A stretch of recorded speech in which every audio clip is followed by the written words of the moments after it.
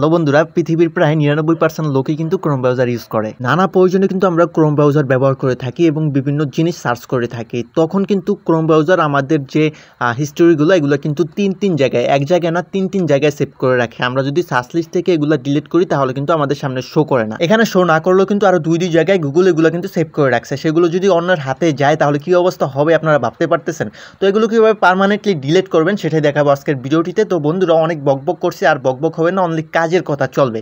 তো স্কিপ করলে আপনারাই ঠকবেন। গুরুত্বপূর্ণ স্টেপগুলো ভালোভাবে দেখুন এবং ভিডিওটিতে অবশ্যই একটি লাইক করবেন, চ্যানেলটি সাবস্ক্রাইব করার অনুরোধ রইল। চলুন বন্ধুরা, ভিডিওটি শুরু করি। সর্বপ্রথম ওল্ড ট্যাবে ক্লিক করবেন, তারপর এখান থেকে যে ট্যাবগুলো আছে আমাদের পুরাতন সেগুলো এখান থেকে ডিলিট করে নেবেন। এখান থেকে কিন্তু ট্যাব ডিলিট করতে হয়, অন্য কোথাও পাবেন না ডিলিট করার অপশন। ডিলিট করার পরে আপনারা 3 লাইন অপশনে ক্লিক দিবেন, নিউ ট্যাব ওপেন করবেন। নিউ ট্যাব ওপেন করার পরে এরকম ইন্টারপেজ শো করবে। আমাদের সর্বপ্রথম কাজটা হলো 3 লাইনে ক্লিক দিবেন, হিস্ট্রিতে ক্লিক দিবেন।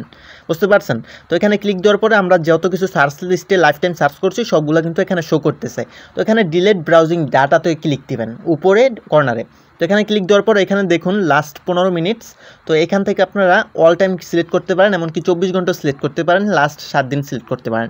তো আমি অল টাইম ক্লিক দিব, তারপর এখানে দেখুন ডিলিট ডাটা, এখানে ক্লিক দিব। তো এখানে ক্লিক দেওয়ার পর এখান থেকে পার্মানেন্টলি ডিলিট হয় নাই, আরও এক জায়গায় কিন্তু এগুলো সেভ হয়ে আছে।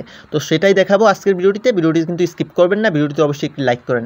তো আমরা সার্চ বারে গিয়ে গুগল লিখে সার্চ করব। গুগল লিখে সার্চ করার পরে আরেকটি নতুন অফিসিয়াল ওয়েবসাইটটি শো করবে। সর্বপ্রথম যে ওয়েবসাইটটি শো করতেছে এখানে ক্লিক দিবেন, অন্য কোথাও যাবেন না। বন্ধুরা, আবারও বলতেছি, যারা এখনও আমার চ্যানেলটি সাবস্ক্রাইব করেননি অবশ্যই সাবস্ক্রাইব করেন। এখানে সেটিংসে ক্লিক করবেন, সার্চ হিস্ট্রিতে ক্লিক দিবেন, নিচে ক্লিক দেওয়ার পর এরকম ইন্টারপেজ শো করবে।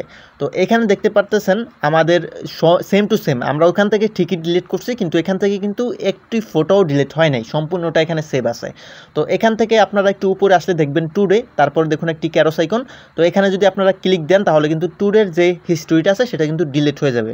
বন্ধুরা, যারা ভিডিওটিতে অবশ্যই লাইক করবেন, যারা এখনও পর্যন্ত লাইক করেন নাই, যারা করছেন অসংখ্য ধন্যবাদ। তো এখানে দেখতে পাচ্ছেন ডিলিট।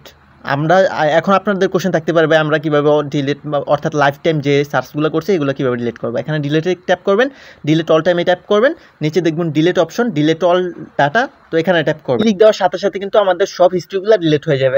এখন আপনাদের কোশ্চেন থাকতে পারে, ভাই আমরা যা কিছু সার্চ করি না কেন সেগুলো যাতে গুগল সেভ না করে সেটার অপশন আছে কিনা? অবশ্যই আছে। আপনারা এখানে দেখুন saving to web and app activity, এখানে একটা ট্যাপ করবেন।